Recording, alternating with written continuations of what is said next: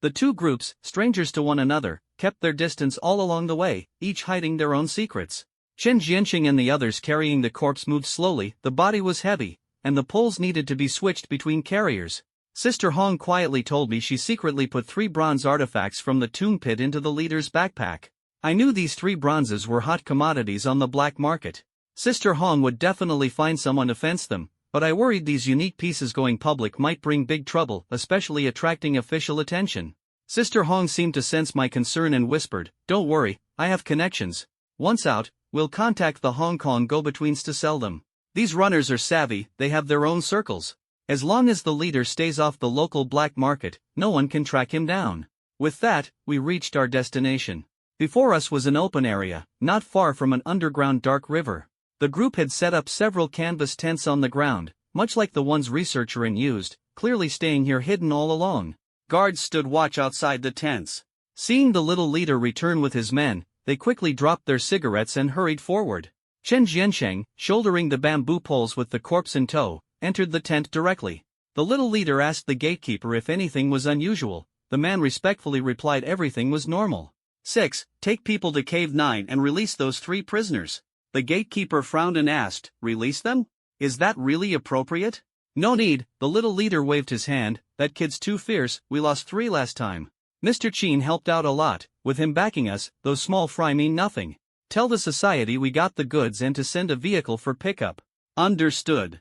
The gatekeeper nodded respectfully and motioned us to follow him. Beggar Lu walked beside the little leader, chuckling, "Old Su Qin, even at this age, still running errands for the society just to tie up this 1,000-year-old big bundle. I reckon we should rename you Su Qin the corpse carrier, huh?" The little leader's expression shifted slightly, his right hand rising gently. Beggar Lu's smile faded as he placed his hand on his waist. A minute later, the little leader lowered his hand and shook his head. "I'll follow the society's orders, old beggar. Don't get any ideas." Beggar Lu laughed, patted his shoulder, and brushed past. I leaned in quietly and asked Lu, "You think the little leader's afraid of you?" "Afraid? It's not about winning or losing," Lu said, shaking his head with a knowing look. "They're backed by different forces you're too young to understand. Just take the people and get out quickly." I smirked inwardly. This guy spoke just like the leader, never clear. The leader said there was a plan but never revealed anything when I pressed him. "Another 100 meters, we'll reach the turnoff for Cave 9, the guide said over his shoulder. Cave 9 was an underground rock cave, typical of the geology commonly found beneath Flying Moth Mountain, accessible by following the sides of the underground dark river. I guess they named the caves themselves. There were probably Cave 8 and 7, too. At the cave mouth, a man switched on a flashlight, sending out harsh beams into the darkness. Inside, a beam responded in kind. After switching off the flashing, he gestured for us to enter. Within the cave was a large iron door, fixed on both sides with iron sockets embedded in the wall. The door was thick, a stout iron bar, as thick as a child's arm, reinforced the center. A large iron lock hung on the door, clearly installed by them. "Yo, Big Six is here," someone inside said, fumbling with the keys as they sized us up. "Who are these people, Big Six?" "A1, don't ask so many questions. They're friends of the master, here to pick up the goods. Just unlock the door and let them in. The master told me to tell you it's tough guarding hole number 9 alone. But don't worry, we'll be out soon. When that happens, the master will make sure your sister gets what she deserves." I noticed that when he said pick up the goods, A1 paused mid-turn with the keys. There was a flicker of something on his face, a subtle change that seemed off. I wasn't sure, but that gesture and expression sent a bad vibe. A1 smiled, "Got it, picking up the goods, huh? My eyesight's bad, I was just fumbling with the keys and slowed everyone down, sorry about that." Click. The iron lock clicked open. "Everyone, follow me. I'll take you there." We walked down the cave for about 5 or 6 minutes until we reached a bend. The man leading us shone his flashlight down the path. "Just past this turn, you'll find the person you're looking for." Suddenly, Mr. Zhao from Xiangxi, who hadn't said much, fixed his gaze ahead. "Something feels off." Beggar Lu asked curiously, "What's off?" "That little Mao-head wouldn't dare harm us. All my old friends are alive, he doesn't have the guts. Never mind him, even the guys from the guild would think twice." The man spread his hands, smiling. "Hey, sir, you're making me embarrassed. I'm here on the master's orders to pick up the goods. How could I harm you?" "No." Yao Yuman's pupils shrank as he stared at the man's empty palm. "Where's the key? The key you had just now?" I show my flashlight. Somehow, the big iron door we came through had been locked again. The man called Big Six had vanished. A chill ran down my spine. I had a bad feeling. Aowan kept smiling. Big Six told the master they'd take good care of my sister. Aowan, live for my sister.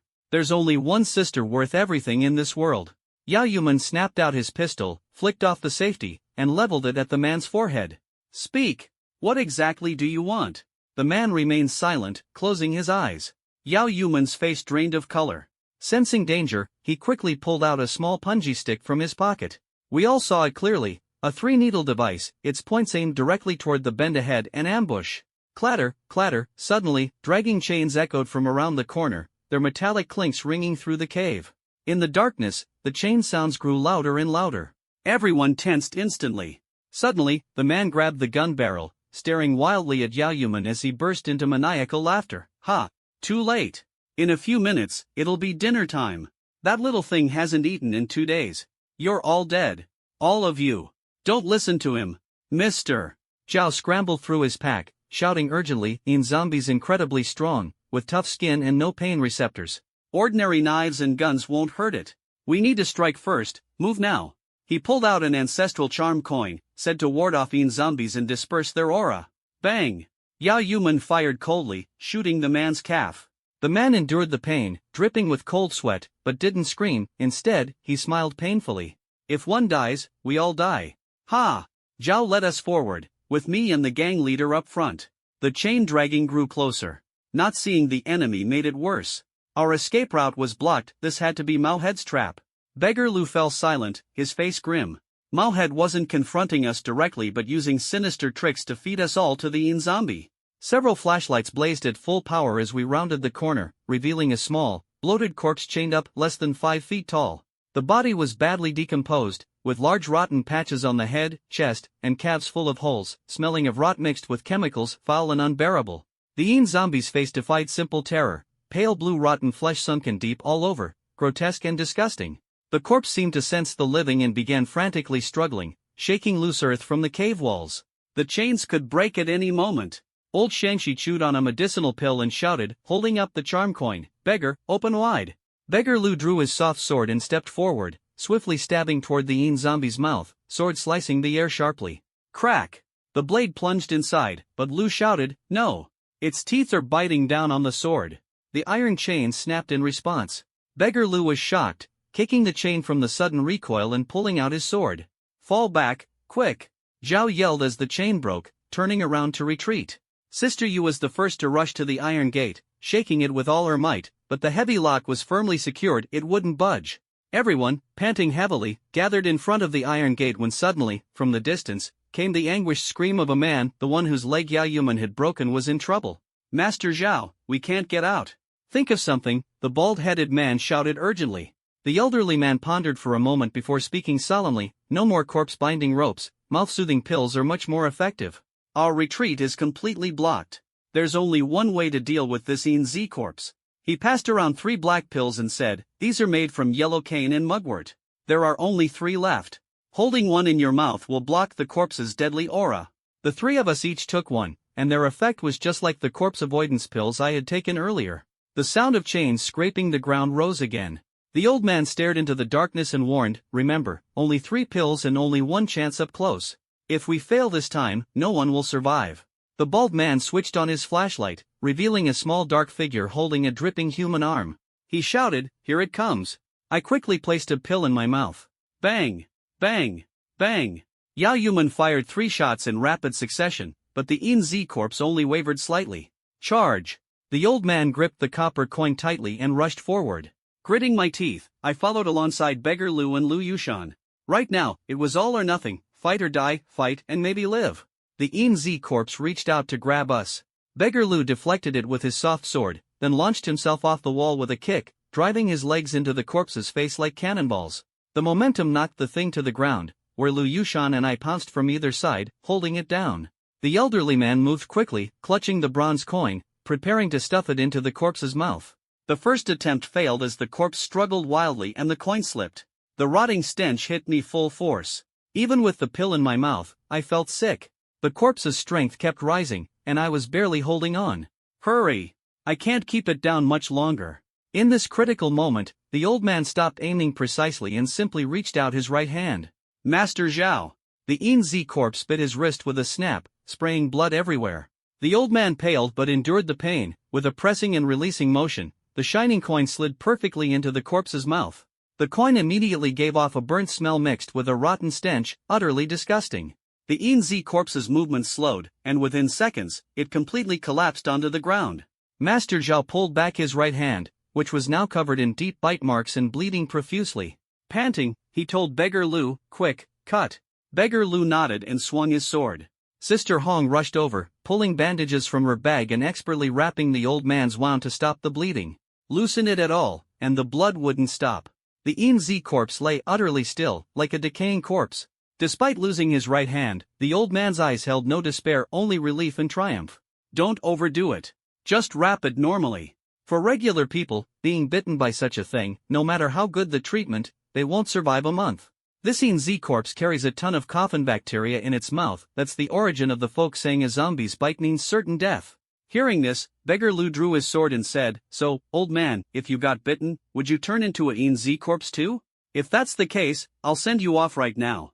The elderly man coughed a few times and said urgently, "That applies to ordinary people. Our Zhao family has done this for generations. We have life-saving methods. As long as we get out within 3 days, I still have a way to save myself. I'm not turning into a zombie. You worry too much." I didn't understand the nuances of their trade or local lore. Master Zhao seemed to mean that a bite from this creature, full of bacteria like a lizard's bite, required treatment within 3 days or death was inevitable. I stared at the motionless corpse on the ground and asked, "Master Zhao, how long does the coin's effect last? Is there a time limit? Don't let the corpse come back to life later." Zhao responded weakly, "No worries. As long as the coin's in place, it won't get up. That group might come back to retaliate. We need to find the key and get out of here quickly." "No trouble," Sister Hong said. She pulled a set of keys out of a hole in the wall. That guy hid in a flash. "The keys aren't far from the iron gate." She jingled the keychain in her hand. After trying them one by one, we opened the iron gate and stepped out of Cave 9. Shining our flashlights around, we saw none of that group nearby. "What's next?" I asked. The bald man thought for a moment. "Xiao Lui too is double-crossing, but the boss and the others are probably still held near here. Let's search around Cave 9. Master Zhao, likely losing too much blood, walked slowly and needed support. Sure enough, as we backtracked from Cave 9, we soon came upon Cave 7 and an unmarked cave, but the Sun brothers weren't inside. Continuing forward for half an hour, the bald man suddenly whispered, "Turn off the flashlight. There's movement ahead. This is segment 90 of 283. Please process the following content logically, keeping the original paragraph structure, line breaks, and overall layout.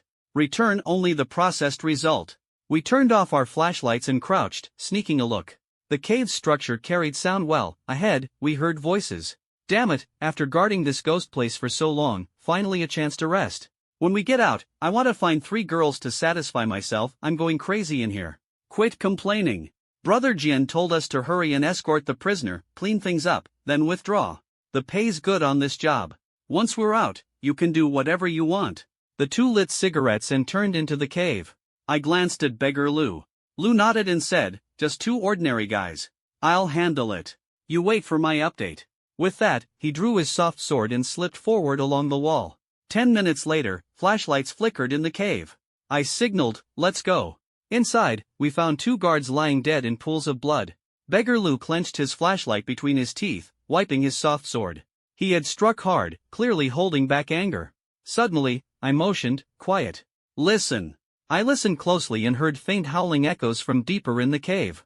"Over there," Beggar Lu said, gripping his sword as he moved toward the sound. Turning the corner, we saw 3 people tied up, mouths stuffed with rags, their bodies filthy with mud. It was the long-lost Sun brothers. "Big brother. Boss." As soon as we untied them, their leader grabbed my hand tightly, emotional. "I knew you would find us." His hair was wild, clothes unchanged for months, smelling sour and foul. Long-term dehydration and poor nutrition had cracked his lips and wasted him away. I asked, "How's the second brother?" Red's sister helped him up. The youngest brother was pale as a ghost, gritting his teeth. "Second brother has been like this all along, waking and sleeping, then waking and sleeping, but doesn't talk." I shook my head. "You've all been through hell. Let's get out first, then figure out how to treat the second brother. Yunfeng, carry him, everyone else help. I hoisted the second brother on my back. Boss, when I use thunder listening technique, I sensed the exit might be northwest. Got it. Without knowing, we wouldn't get out anyway. Besides, I left them a big surprise. After finding the Sun brothers, the boss looked much more relaxed. A big surprise? Don't ask. You'll see when we get out. We split into two groups since there were many of us. Beggar Lou led the front team on guard, while the other looked after the injured, myself included. Not even an hour into the journey, the boss kept searching along the wall. I asked what he was looking for, and he said he'd marked the path with talc before entering. If the direction was right, the exit had to be close. Sure enough, the boss found the marks and followed them westward along the cave. We finally reached the exit, matching the direction I had deduced with the thunder listening technique. Climb out here to reach the surface. The illegal tunnels on the ground are some distance from where we came in. Miss Yao, have you checked the supplies? Yao Yuman came to the wall, looked back, and said, Boss Wang, nothing's been touched. We have 37 detonators. One blast could collapse the entire cave. The boss's face turned cold. You all go on ahead. I'll stay and set off the charges. Seal this route, and those bastards can forever starve here. This was the boss's original plan. After rescuing the Sun brothers, blow up the tunnel to trap those little gang leaders underground. Over 10 minutes later, I was supporting the injured Zhao Yi when a massive explosion echoed behind us. Dust and debris flew from the distant cave, collapsing.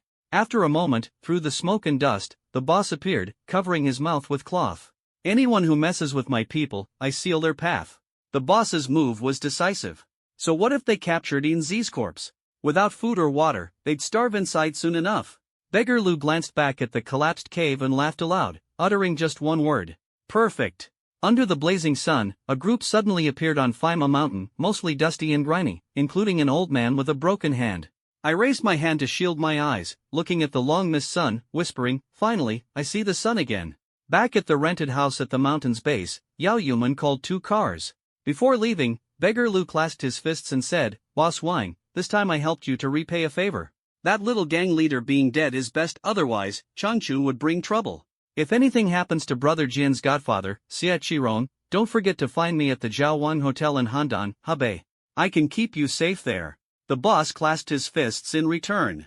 Many thanks. Lu Yushan and Zhao Yi left that afternoon. Zhao's hand was broken, and he seemed affected by the corpse's aura. Feeling guilty, he insisted on giving 100,000 yuan as thanks. Lu Yushan smiled and shook his head, no need.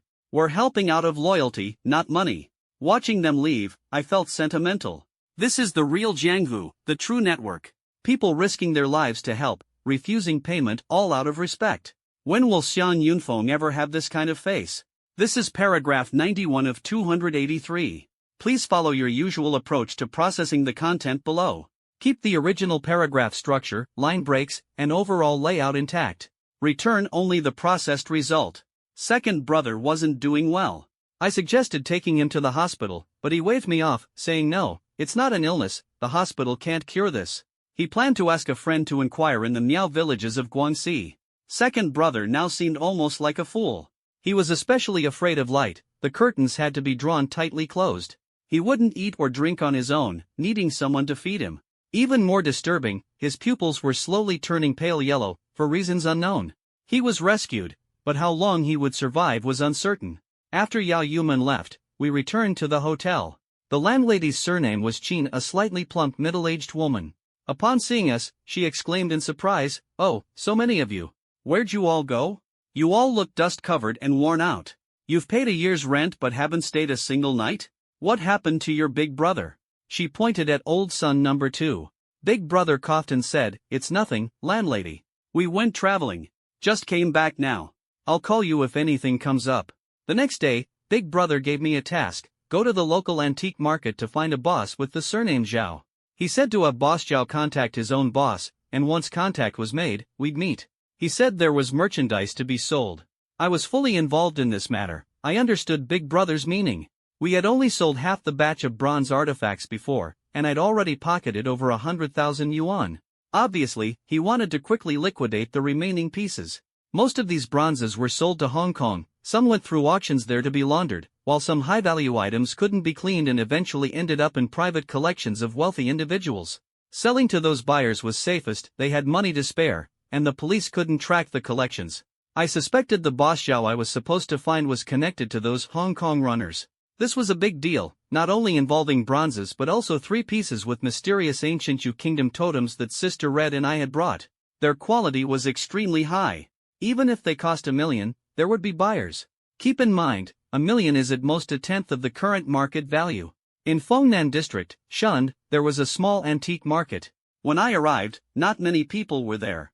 Following Big Brother's tip, I went into an antique shop called Sanlage. The boss's surname was Zhao, a chubby man known in the trade as Zhao Sanpang. Little brother, feel free to look around. My shop's full of treasures. Seeing nobody else, I lowered my voice. Boss Zhao, Wang Xiancheng sent me to contact your boss. He said there's merchandise to be sold. The chubby boss froze when he heard Wang Xiancheng's name. He quickly shut the door and drew the curtains. Inside, he poured tea and quietly asked, "Little brother, how much merchandise is this time? What's the quality like? Enough to fill a big bowl?"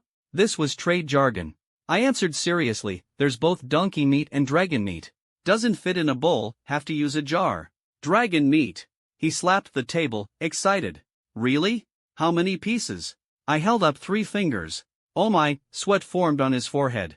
Not good, my wife might end up arranging my funeral. He didn't hide it. He called his boss, speaking Cantonese. "Boss, what the hell?" During the call, the chubby boss frowned deeply, muttering a lot I couldn't understand. At the end, he said, "Dio Lei Lu Mao." I asked, "What's wrong? What happened?" He sighed and said the people on the other side could directly connect with the financial backer, but they said they would only accept the 3 dragon pieces if we personally brought them to a designated site for inspection and transaction. That was troublesome, the merchandise was still in Shund. How could we transport it safely over there? As I left, the chubby boss quietly said to me, "Little brother, everyone wants to make this money, but it's hot to handle. Go back and talk with Wang Xiancheng. You've got more people, sending it over there carries too much risk. If it really doesn't work out, just sell it to me cheap. I'll take the loss myself."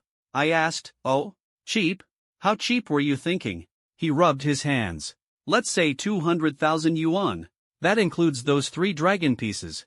I'll bear all the risks myself." I nearly cursed. 200,000 yuan, including those 3 ancient Yu bronzes? One piece alone was worth far more than that. The chubby boss was really unscrupulous. On the surface, I kept a cold expression. "I'll ask around." All right, ask away." The chubby boss patted my shoulder and smiled. "If it works out, little brother, don't worry, I won't treat you unfairly." I didn't reply. I turned and left the antique shop. His meaning was very clear. This batch of merchandise was hard to sell. He wanted a low-price buyout, and if I helped facilitate it, he'd secretly reward me, but it had to be kept from Big Brother, just between us. However, he overestimated me. Back at the hotel, Big Brother was on the phone. After hanging up, he asked me, "How did the talks go, Yunfeng? Did you get in touch with Boss Zhao?" I told the truth, something went wrong, Big Brother. The runner Boss Zhao contacted won't accept the goods, they say we have to bring the merchandise ourselves. They're afraid something will go wrong. Also, Boss Zhao wants to pocket everything for 200,000 yuan. 200,000? Big Brother was stunned for a second, then laughed. "That fat Zhao isn't new to us. He thinks we're fools? Trying to bribe us with 20 grand? I nodded.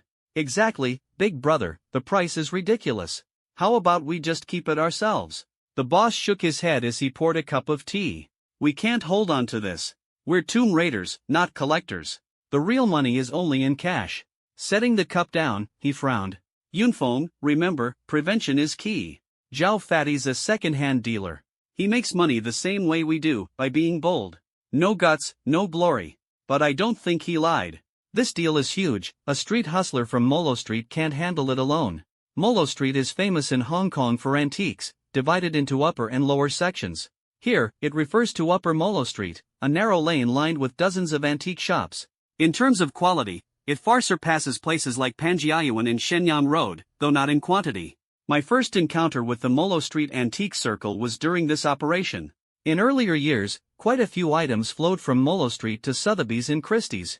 For instance, a Yuan Dynasty blue and white Kiguzi descending the mountain jar auctioned in 2005 was seen on Molo Street in July 2002. A mainland buyer named Lin paid 14 million yuan for it. Within 3 years, when resold, it fetched 260 million. I asked the boss, "You mean He pondered before replying, Changchun hasn't caught on to us yet. This is our chance to get out clean. I'm ready to give up 30% of the profits and find a partner to leverage their connections. Maybe it'll work. Who? I asked. The boss tapped the table twice. The ghost hand that breaks dragon veins, the underground emperor of northern tomb raiding, Yao Wenzhong. I froze for a moment. I'd only heard of him before, never met, only his niece, Yao Yuman. I asked, you think it's doable? Almost there. Worth a shot. Around 8 p.m. on the third night, brakes squealed outside. A Santana pulled up in front of the hotel.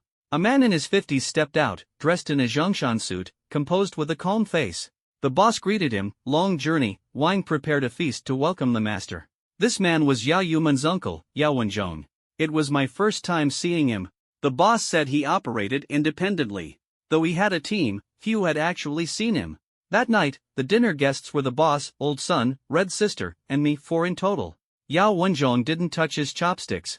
Calmly, he said, Boss Wan, we've met twice, right? My niece told me about your situation. The boss replied, yes, master. The first meeting was at a northern faction gathering in Hainan. The second was at Panjiayuan's Huawei Hotel Bed Exchange.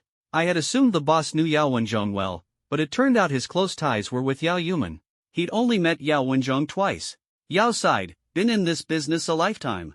Seen corpses, yes, but millennium-old inborn corpses are rare. For Western Zhou inborn corpses to live, terrain, temperature, feng shui, yin-yang balance, and the craftsmen are indispensable. Yuman said you blew up the tunnel in trance? The boss nodded, first time encountering that stuff. Without help, we'd have been done for. We'll talk details later, the boss said seriously. Master, you mentioned on the phone there are buyers in Hong Kong, but delivery is tough. I want to collaborate using your connections. I'll give you 30% of the payment. How does that sound? Yao chuckled, 30%, ha. Boss Wang is generous. Frankly, no one else can assist you. I've got some local waterway influence, and though it'll take effort, it's doable. The boss grinned, thinking the same thing. Water route, by boat straight to Hong Kong. Once people and goods arrive, I've got the rest covered. Plans were set over dinner, with old son occasionally chiming in. Everyone wanted to ensure the cargo's safety. 30% of the profits was no small cut, 30% of the total value. Yao was reputed but greedy. 13 years later, he'd die over money. From Shun to Hong Kong, flying or taking the train wasn't right. Shun's fishing industry was robust, with a company called Hongxing Fisheries. The boss planned to use them. My second brother was incapacitated, so my third brother stayed at the hotel to care for him. The boss and old son flew to Hong Kong empty-handed first, aiming to meet local brokers on Molo Street. Red sister and I stayed on the boat to guard the cargo. The water route relied on coordination from Yao Wenzhong and Hongxing Fisheries. We agreed to depart past midnight the day after tomorrow. Yao said he'd send a pickup truck to help load. Once on board, luck was all we had. The next morning, my older brother and I sourced 2 large wooden crates. We wrapped the copper goods one by one in bubble wrap, stuffed gaps with newspaper, then nailed the lids shut. I knew well, once these crates left Shun, they might never return. My mind kept drifting to one person, Li Jing. I wanted to see her one last time before leaving, maybe never to see her again. The night before departure, I quietly stood outside Li Jing's door. Staring at the wooden door, I hesitated, hand reaching out repeatedly but pulling back. I could still clearly recall her throwing a pillow and scolding me. 10 minutes later, I sighed deeply and was about to leave. Xiang Yunfeng, is that you? A familiar voice came from behind. I stopped and turned around. It had been a month since we last met. Li Jing looked haggard. At first, she seemed fine, but gradually her eyes grew red. She ran over and stood in front of me, biting her lip as she asked, Xiang Yunfeng, why didn't you dare knock on the door? I'm leaving. Where to? You're not coming back? Probably, not coming back. Li Jing's eyes reddened as she said, what about the money? The 50,000 yuan I lent you, aren't you going to pay it back? Aren't you going to school anymore? No, I don't want it back. I thought for a moment. Li Jing, I lied to you before. You guessed it, I'm not a student at number 1 high school. I'm from Mo, and I only finished 8th grade. She suddenly got agitated, grabbing my arm and shouting, then tell me, what exactly do you do? Are you a drug dealer or a loan shark? You just decide not to pay back 50,000 yuan? You must be loaded. Afraid to tell you, huh? Fine, I'll report you. Huh? I was stunned. Report me for what? Her face flushed red as she gritted her teeth. Report you for assaulting me. I replied naively, Xiaojing, don't say things like that. When did I ever do that? That day you called me to the hotel I left, didn't I? I don't care. Li Jing yelled. If you don't tell me what you do or where you're going, I'm reporting you. This visit was a real hassle, I might as well have left quietly.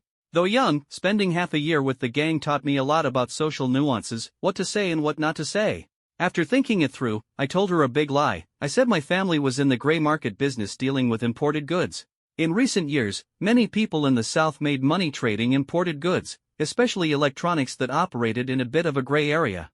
Seeing her stunned, I added, Xiaojing, the Sony Walkman I gave you for your birthday that was smuggled in by my family. Hearing this, she relaxed and seemed to believe me. After all, the Sony Walkman was incredibly expensive at the time. How could an unemployed student afford that? After a while, Li Jing, crying, said, Xiang Yunfeng, where will I find you in the future? I don't want to go to college anymore. After I graduate high school next year, I just want to work. My mom says I'm not good at studying, that college won't get me anywhere, and it's better to quickly get into an electronics factory. Don't go. I urged her. If you go to an electronics factory, you're done for. Trust me, go to college. Education can change your destiny. She laughed at that and stopped crying. But she still shook her head. My family's poor. College tuition for 4 years is over 20,000 yuan, and I'm not even sure I can get in. I thought for a moment and told her to wait for me at the bridge. I ran back to the hotel and fetched 20,000 yuan, that was money I had just been given. Half of it helped pay off her family's high-interest loan, the rest wasn't much. I handed the money to her and gave her the address of my hometown in Mo. To ease her worries, I said, Xiaojing, let's make a promise. 5 years from now, after you graduate from college, you have to come find me in Mo. That night, we made the promise at the bridge. She said she would keep studying and, after college, would definitely come find me and told me to wait for her. Even though I spent the money, I felt at ease. Looking back on this young romance, it was just a small matter blown way out of proportion. When I saw Li Jing again later, she had completely changed, but that's a story for another time. Around 1 in the morning, a green Great Wall pickup truck arrived at the hotel on time. After loading 2 large wooden crates, Red Sister and I got in, heading to the fishing boat arranged by Hongqing Fisheries.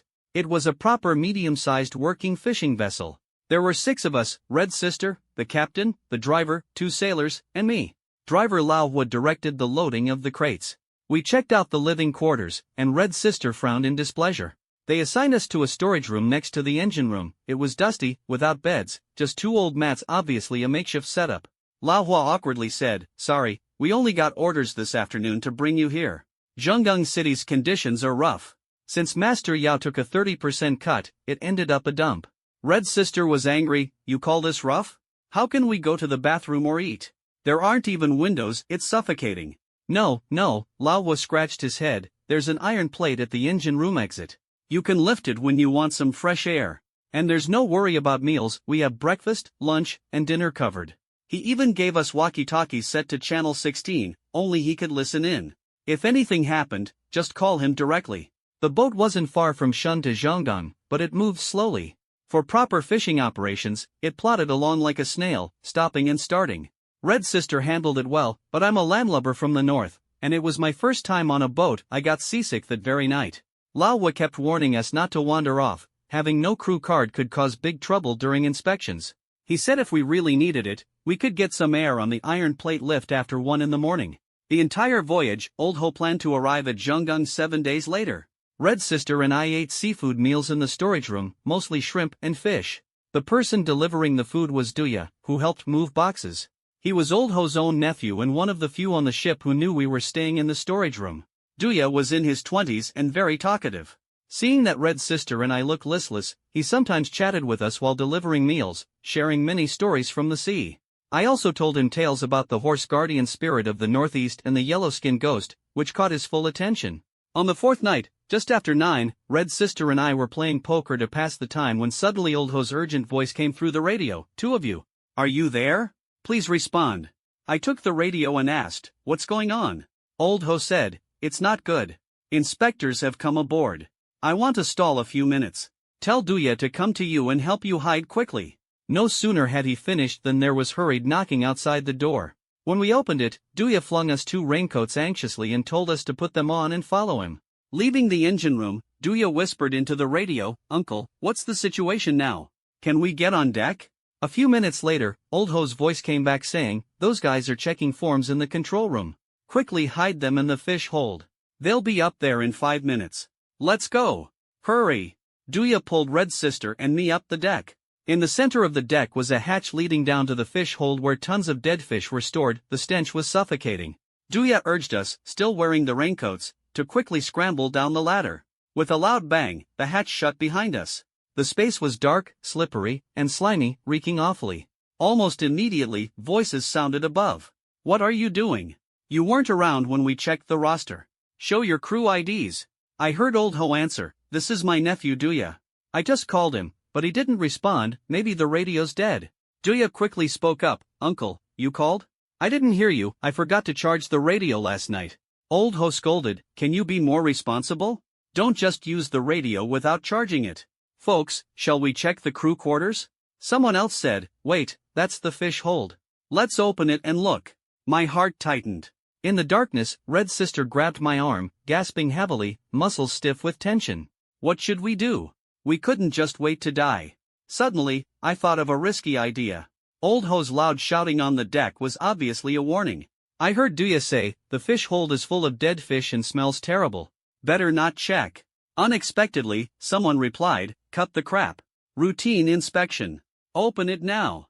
Duya purposely banged a few times on the iron hatch, then lifted it. Strong flashlight beams cut through the dark as Captain Old Ho smiled and said, "See this? These are freshly dead fish that haven't been chilled yet. The smell is strong. There's a ladder here if you want to check further." The lights flashed around, then someone said, "Inspection's done. No need to go down. Report immediately if anything's wrong." Old Ho stepped on the hatch jokingly, "Got it, got it. We'll report immediately if needed. Have you eaten?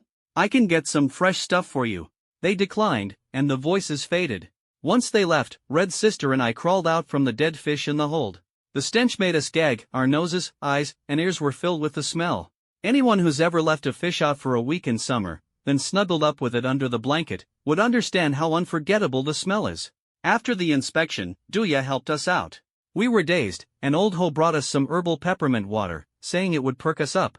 Feeling a bit better, Red's sister frowned and asked, "How much longer until we arrive?" Old Ho answered firmly, "Around 7 tomorrow evening.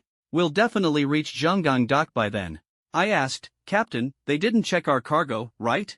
He smiled, "Don't worry, nothing happened. Those 2 boxes are hidden in the crew quarters acting as wardrobes. Nobody found them." I asked further, "But what kind of goods are in those boxes?" Red's sister angrily cut in, "Stop asking. Just take the money and don't get involved in things you shouldn't." The rest of the trip passed without incident. As we neared the dock, we could hear the ship's horn in the distance, and the fishing boat slowly pulled in. Boss' son personally came to pick us up. He had rented a closed seafood truck and a driver and drove his Nissan. "Brother, thanks for your hard work.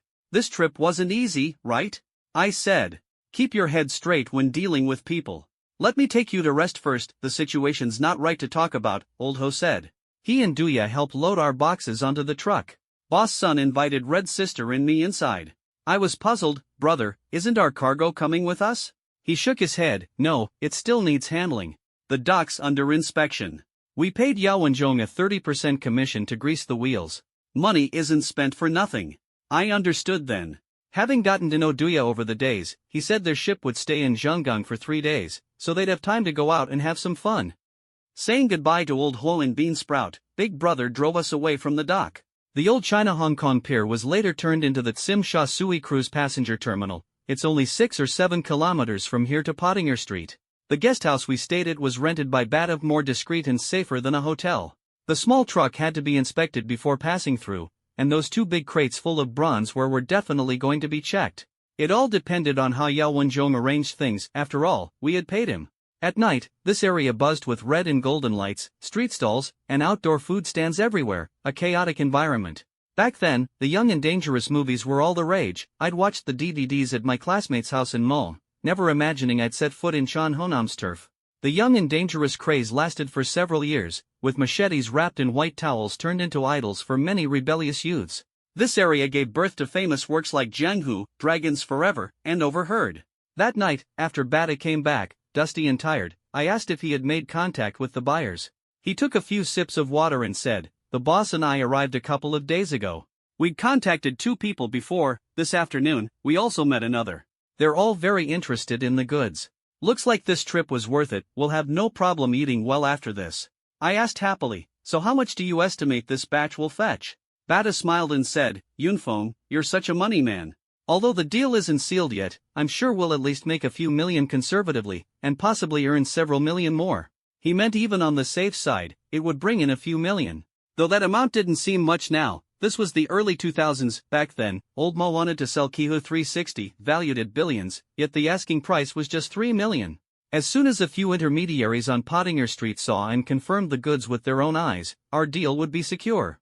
Now everything was set, just waiting for the truck to clear the China-Hong Kong pier inspection. After analyzing the situation, Bata contacted Yao Wenzhong again. Yao said he'd connected with the right people, the small truck would be released by tomorrow morning. That night, I tossed and turned, unable to sleep. When leaving Shund, I'd taken a small bag that only I knew about, inside it a tiny bottle of blue liquid. Getting up from bed, I took out the small glass bottle and stared at the blue water-like liquid inside, my mind drifting to Researcher and the others. Sadly, they were all dead. I remembered Li Jing saying I could find him at Times Square and Causeway Bay once in Hong Kong, but now it seemed there was no chance. Lost in thought, I gradually fell asleep. Don't sleep. Don't sleep. Yunfeng, wake up. Time to work. Because I'd stayed up late, the next morning I was woken by Old Sun's voice. Seeing him smiling broadly, I guessed our truck had just cleared the pier inspection, and sure enough, the small truck pulled up right under the guest house. Old Sun called me to get up and unload. Opening the van's rear doors, we moved aside the seafood containers that blocked the view, revealing 2 big wooden crates at the very back. Their nails were still intact, no tampering. The guesthouse owner, a woman in her 50s who spoke decent Mandarin, assumed we'd bought furniture and kindly offered to help. I quickly said, "No thanks, we'll handle it ourselves, we promise not to scratch the floors." Feeling a bit embarrassed, she left. We carried the 2 crates into Batu's room, closed the doors and windows, turned the TV volume up, and then started hammering open the crates. Seeing what was inside, everyone finally relaxed. The bronze items were neatly arranged, all wrapped in bubble wrap and newspaper, not a single piece missing. The batch included Jews, wine cups, lian, food containers, zun, wine vessels, ding, tripod cauldrons, dough, food containers, he, grain measures, hu, container jars, and small chariots and horses, a rich variety. Most special were 3 bronze pieces with ancient Yu worship totems. None of us, not even Batu or Yao Wenzhong, recognized their shapes or patterns. They weren't recorded in auction catalogs or excavation reports. Though we couldn't name them scientifically, these 3 might be unique treasures, like the golden masks from the Sangsingui culture, true relics of the ancient Yu kingdom. That afternoon, Bata summoned 3 intermediaries from Pottinger Street to view the goods. They were locals, fluent in standard Cantonese, and as they examined the items, they kept exclaiming, "Ho Sai Lei, Ho Sai Lei. Awesome, awesome." They took photos with their phones and sent them to their bosses, hoping their bosses would buy the lot so they could earn a big commission. When they asked for the lowest price, Bata deliberately set it high, selling the whole lot, no splitting, minimum 500 units stot. 500 units, the intermediaries were shocked that price exceeded buying 50 pieces of Qianlong official kiln porcelain. One of them took a phone call, then hurriedly reported back, "It's confirmed. My boss is interested." So fast? Just relying on photos and a phone call to decide on a multi-million deal? Who was the buyer, the richest man in Hong Kong? Batu was surprised too, expecting to be lowballed, but the offer was too low already. The intermediaries added that the big boss would come in person within 2 hours, and the price would definitely be higher than 500 units. The gang leader was delighted and ordered the banquet to be prepared, waiting for the big boss to arrive. Sure enough, right on time, a black-stretched alpha pulled up, and a white-haired old man in his 60s stepped out. The gang leader smiled as he greeted him, "Come on, have a seat." But the old man said, "No need. First, I want to see those 3 pieces of dragon meat." The gang leader nodded, clapped his hands, and had Sun Lauda bring out one of the bronze artifacts wrapped in yellow cloth, the precious piece with 8 hand-shaped totems in gold and silver inlay. The old man put on glasses and white gloves, examining it carefully for a long time. Then he took a deep breath and asked, "Do you know what this is?" The gang leader replied, "This is an ancient Yu sacrificial bronze vessel, from the large pit in the Western Zhou period." The old man's eyes lit up. "Who's the tomb owner?" The gang leader answered honestly, "A feudal lord of the southern realm, Duke Jia Hotai." The old man nodded with satisfaction. "No doubt about it. I've been looking for ancient Yu artifacts for decades. This bronze is called a wuzu jia, used by the black shamans of ancient Yuan rituals. The Baoji Museum has a tiny fragment, but no one has seen a complete piece until now. I can't believe I actually got my hands on one. Can I see the other two pieces? The gang leader nodded. Of course. He asked his chief to bring the other two out. The old man was completely absorbed, staring for over 10 minutes without saying a word. The gang leader cleared his throat, and the old man finally came back to reality. He spoke up. How about 500 for the 3 pieces and the rest all together? The gang leader pretended to hesitate. Boss, these items are rare. I haven't even asked for quotes yet. Selling them hastily might not be appropriate. The old man smiled. Oh? You think I'm offering too little? Money's negotiable, 550 is fine. But ancient Yu stuff isn't widely recognized by the public, it's niche. This price is already high. If you want to sell, sign the contract now, and the money will be in your hands today. Let's be blunt, is it a deal or not? The gang leader was silent for a moment, then asked, how do you intend to pay the 550? I want full payment up front. Cash, transfer, or check all work. Alright, then write the check. The gang leader made up his mind to sell everything to the old man. Deal, said the old man, nodding. The checks and company seal are locked in my office drawer. You can send someone with me back to the company. One more thing, after you get the money, keep it quiet, just say you saw me at XX company. Once the goods are in my hands, no one will be able to trace it back to you. The old man stood up, pacing as he spoke. Send someone with me to get the money. Hong Kong was full of wealthy people. As long as the goods were good, no one worried about a high price. Transactions went in 2 steps. The buyer stayed at the hotel to watch the goods. The man and Miss Hong then accompanied the buyer to pick up the money. After the money was secured, the hotel was notified, and only then were the goods taken away. This protected both sides and prevented any bait and switch. The white-haired old man's surname was Li. He didn't reveal his full name. His family was involved in a range of businesses: real estate, tourism, catering, and investment, and held considerable influence among the local wealthy elite. We followed him to a low-profile but luxurious villa on Beishan, up Morrow Street. The reception room displayed paintings by Su Beihong of horses, Huangzhou's donkeys, Ji Baishi's shrimps, but what caught my eye most was a giant Yuan dynasty snow scene by Huang Gongwang. Later he created even more famous works that became national treasures. My guess was this one was hidden in the Li family collection. While brewing tea, the old man smiled and asked me, young man, where's your ancestral home? I said, Mo, Northeast China. He said, no wonder you Northeasterners are brave and ambitious. You have potential. I humbly said I was just a runner, but he encouraged me. Youth is your greatest asset. The old man loved collecting artifacts from mysterious ancient kingdoms: Lulan, Western Xia, Yelong, ancient Dian, and Shu's scarce relics, mostly unique pieces. Obviously, he frequently dealt with tomb raiders. He was quite interested in tomb raiding techniques, starting with the Luoyang shovel tool, explaining it in detail as an expert, asking me if what he said matched reality. His theory was accurate, but his practical experience seemed limited. For example, his method of twisting earth with the Luoyang shovel was incorrect. Just then, someone came in with a blank check. The old man put on his glasses, verified it, then filled in the amount, a transfer check. He asked me and Miss Hong to inspect it, reminding us, the check is valid for 10 days. Remember to cash it, and don't crease it. Miss Hong checked it and smiled. Thank you, Mr. Li, happy to work with you.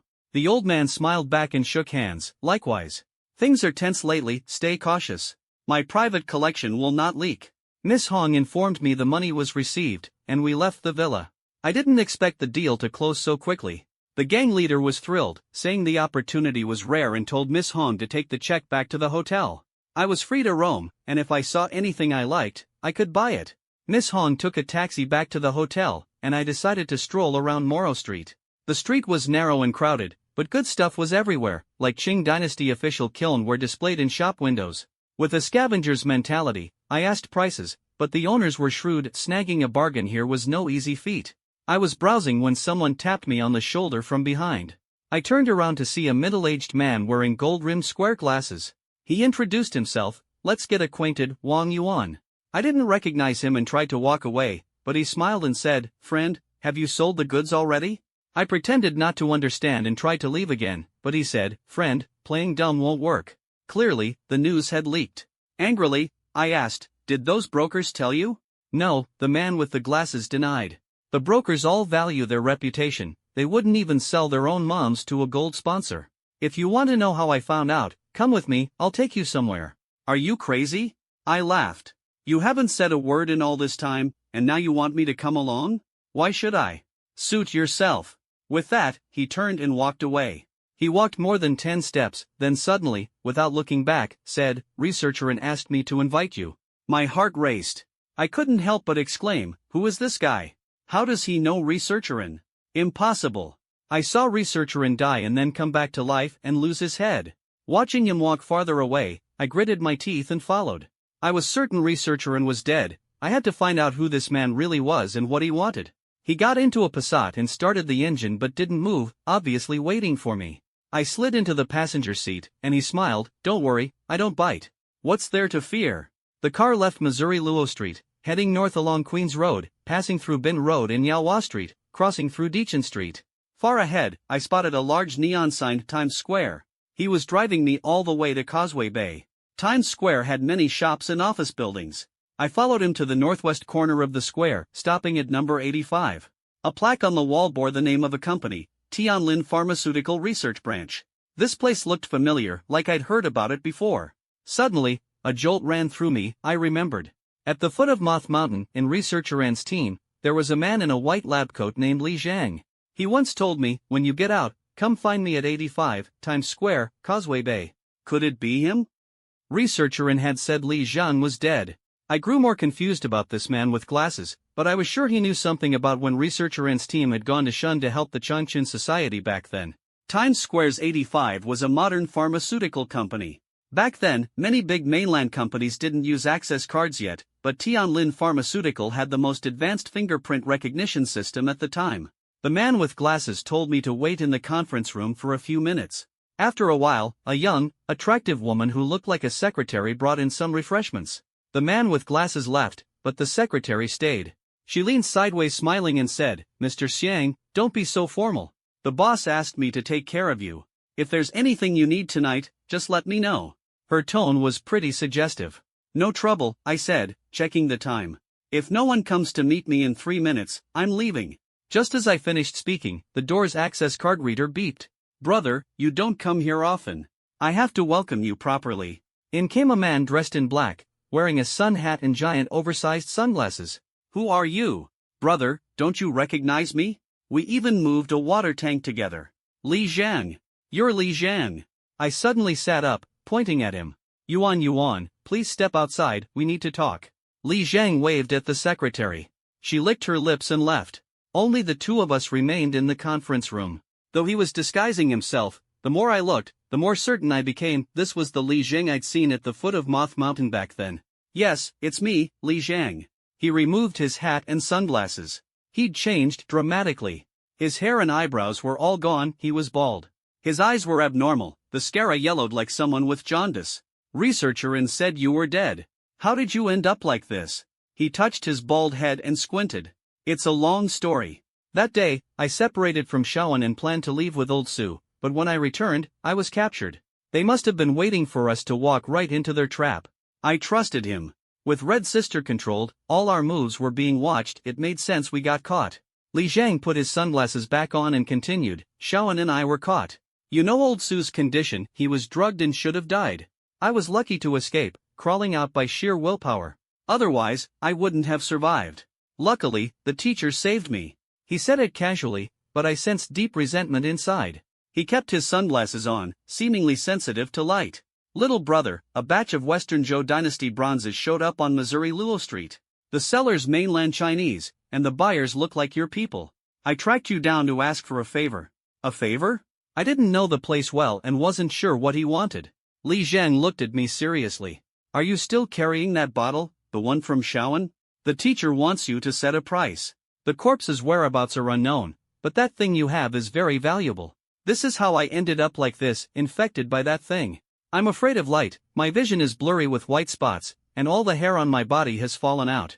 If I can get that bottle back, with the teacher and the lab's help, maybe I can still survive. Bro, I'm begging you, help me." He spoke with genuine sincerity. I was baffled, with many gaps in my understanding. After listening to him for a while, I roughly understood. He was infected by active bacteria brought from the Jieho tomb zone, possibly related to scratches from the Inzi corpse. Second brother was in a similar condition, with his pupils gradually turning yellow. Li Jiang said his teacher researched that Inzi corpses carry bacterial spores. He gave an example. German microbiologist Kramer also found similar pathogens on pharaoh mummies. These bacteria can remain dormant on mummified corpses for thousands of years. Like the so-called curse of Tutankhamun, when the archaeological team entered Tutankhamun's pyramid, they died one after another. Kramer believed this was related to these active bacteria. Seeing my silence, Li Jiang shook his head and said, "Bro, you might find this unbelievable, but it's true. Thousands of years ago, people deliberately cultivated this active bacteria." The teacher said it might have been an ancient anti-tomb raiding method. The world is vast, and ancient wisdom is beyond imagination. I asked him, researcher said it can cure diseases and help people, is that true? Li Jiang shook his head, "It's different." He drew two circles with his pen. "These are two types of invisible active bacteria, both dormant. When awakened, they turn into this." He drew small circles inside. "This unknown bacteria, dormant for thousands of years, once activated, the small circles can act independently on the human body. The teacher thinks it does have miraculous effects, possibly allowing people to reverse aging and regain youth." I was stunned, thinking, could this be the elixir of immortality sought by emperors throughout history? Changchun society must know the consequences, otherwise, they wouldn't have gone to such lengths to seize the corpse. I hesitated about giving the thing to Li Jiang and his teacher. After 5 minutes of thought, I decided to hold off for now. I said, "Li Jiang, the thing is indeed with me, but it's not on hand. I left it at a friend's place." He didn't seem to buy it and stood up, saying, "Bro, find that bottle, name your price. If the teacher agrees to treat me, that thing is crucial. Don't go back tonight, I'll host and arrange everything for you." I wanted to leave, but he grabbed my shoulder, cutting me off. "We're on the same team, no need for formalities. Even if you sell the thing, going home won't be an issue. What about that woman? Tonight I'll arrange for her to keep you company." I froze. He was referring to that provocative secretary just now, Yuan. Seeing me stunned, Li Jiang smiled, clapped his hands, and Yuan came back in. "Mr. Li, did you call me?" Li Jiang put his arm around me and smiled. Yuan, my friend here isn't going back tonight. Since he rarely comes to Hong Kong, take him to De Fu Hao tonight to relax." At that time, Hong Kong's most famous nightclubs were three: Chinatown, De Fu Hao, and California Red. California Red was foreign-owned, Chinatown felt like a private club, and De Fu Hao targeted wealthy clientele, hosting all kinds of people, with third-tier celebrities often performing. Li Jiang said the De Fu Hao's general manager was a friend of his teacher, known as Doctor, actually a code name. Li Jiang couldn't reveal the real name. Like feng shui masters back then, Doctor was famous in the Hong Kong circle for healing and life extension. Li Jiang firmly forbade me from going back, saying doing so would mean disrespect and looking down on him. At that point, I could only hold my ground. I called the boss to say I wouldn't return tonight. The boss just told me to stay safe, saying the area could be sketchy at night. It took over an hour by car to get from Times Square, Causeway Bay to Saiwan. Li Jiang arranged a Nissan to take me there. Yuan was also in the car. On the way, Yuan asked with a smile how I was at singing, and if the dancing girls had any special requests. She said the dancers mainly accompany guests dancing, drinking, and singing. For other things, it depends on their looks and the guest's wealth. De Fu Hao didn't force anything, it was all voluntary. I had never been in such a scene before. That night was definitely an eye-opener. The De Fu Hao manager personally greeted me, saying Doctor's guests were treated free, and I could pick any dancer I wanted. I went to the A room.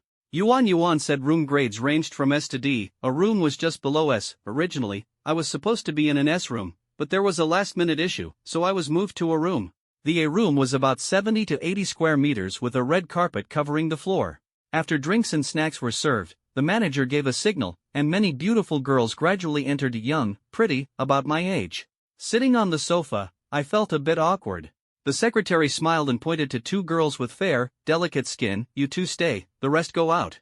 We'll call them back if needed." After the manager left with the others, the two girls sat on either side of me, sweetly saying, "Good evening, boss, my name's Mir." "Good evening, boss, I'm Schwer."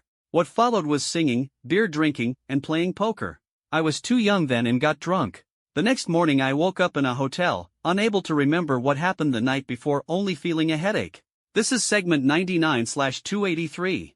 Please process the following content logically, keeping the original paragraph structure, line breaks, and overall layout intact. Only return the processed result. The hotel receptionist said it was two dancing girls and the female secretary who carried me here. Later, they all left. What I didn't expect was that when I returned, the homestay I was staying at had run into trouble. Police cars and ambulances were parked outside. The landlady nervously gave a statement to the police. I watched from afar. My first thought was disaster. Our boss and big brother Hong Jia might have been caught if our identities were exposed. My face went pale with fear, and I didn't dare get close. I bought a newspaper to cover my face, pretending to read as I asked the landlady what had happened and why the police were here. The landlady explained in authentic Hong Kong-style Mandarin, using terrifying words like home invasion and murder. Worried about our boss, I knew I could only wait until the police left before daring to go inside. I waited for over 2 hours, my palms sweating the whole time. After the police left, I sneaked back into the inn and slipped into the boss's room when no one was looking. The floor had been cleaned, but under a stool, I found a small shard of broken porcelain from an antique Kanchi multicolored teacup the boss used for tea. It was painted with opera figures wielding swords. I had touched this cup myself before. Besides the shard, there was a patch of dried blood. Our boss was definitely in trouble. Anxious, I suspected the buyer might have backed out after giving a check to trick us, and Yao Wenzhong was also a suspect. I had to find out where the boss was and what had happened to him. Unable to reach anyone, I decided to take a risk and ask the landlady directly. Since she had given a statement earlier, she must know what happened last night. The landlady was startled to see me and quickly locked the door behind me, looking around to make sure no one was nearby. "Why did you come? Do you realize how much trouble you've caused me?" she said, angry and flustered. I asked, "What about those people who were staying with me?" The landlady stomped her foot and pointed at me angrily. "After this happens, who'd still dare come to our homestay? It's all over, finished." She was only worried about business. I grew serious and bit my lip. "Tell me, where did they go? What exactly happened last night?" Seeing my fierce expression, the landlady hesitated but eventually told me what had happened. Last night, while those women were trying to get her drunk, a major incident occurred at the inn. Her exact words were, "I was terrified. That woman with the mole on her face stabbed the old man several times with a fruit knife." I didn't believe it. Hong Jia would never do something like that. After years working together, I'd rather die than believe it. The landlady clutched her chest. "If you don't believe me, it's because you didn't see it. I saw it with my own eyes." That woman didn't say a word, her eyes were vacant, like a ghost possessed her, and she just stabbed him. The old man has multiple stab wounds in his back, and he's currently in the hospital fighting for his life, even on critical condition.